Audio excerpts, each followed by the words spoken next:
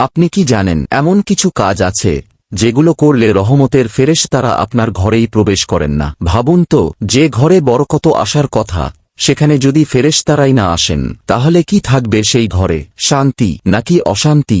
আজ বলবো 10টি কাজ যেগুলো করলে ফেরেশতারা দূরে সরে যান। শেষ পর্যন্ত শুনুন, কারণ 6 নম্বর কাজটি অনেকেই প্রতিদিন করছেন।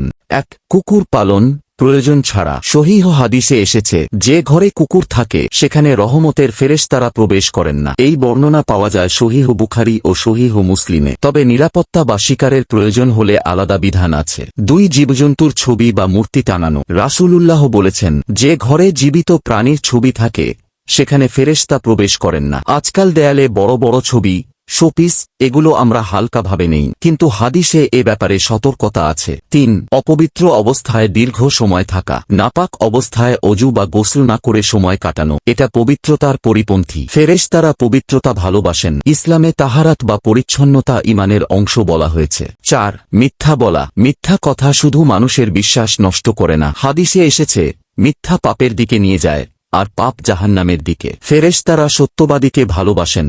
3.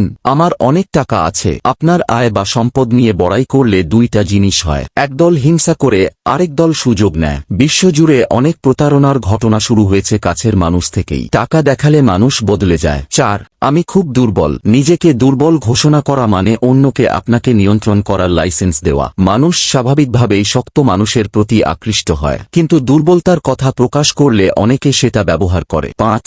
আমি কাউকে ভয় পাই না। অহংকার পতনের মূল। ইতিহাসে বড় বড় নেতাদের পতনের পেছনে অতিরিক্ত আত্মবিশ্বাস কাজ করেছে। অহংকার মানুষকে অন্ধ করে দেয়। আমার ভবিষ্যৎ প্ল্যান এটা। সব পরিকল্পনা সবার সাথে শেয়ার করবেন না। অনেক সময় মানুষ ইচ্ছাকৃত বা অনিচ্ছাকৃতভাবে আপনার পথ আটকাতে পারে। বিশ্বের অনেক সফল উদ্যোক্তা বড় পরিকল্পনা চুপচাপ বাস্তবায়ন করেছেন। 7.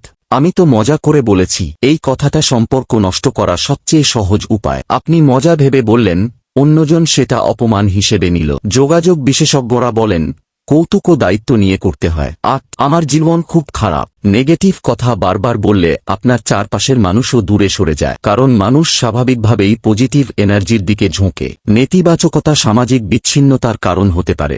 9. জুলুম করা। অন্যায়, অত্যাচার, মানুষের হক নষ্ট করা, এগুলো আল্লাহর কাছে অত্যন্ত ঘৃণিত। মজলুমের দোয়া সরাসরি আল্লাহর কাছে পৌঁছে যায়। 10.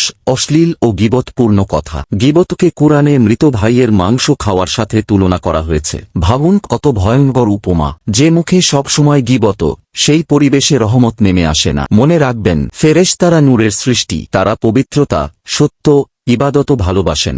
আপনার ঘর কি এমন জায়গা যেখানে তারা আসতে স্বাচ্ছন্দ্য বোধ করবেন, নাকি এমন পরিবেশ যেখান থেকে তারা দূরে সরে যান?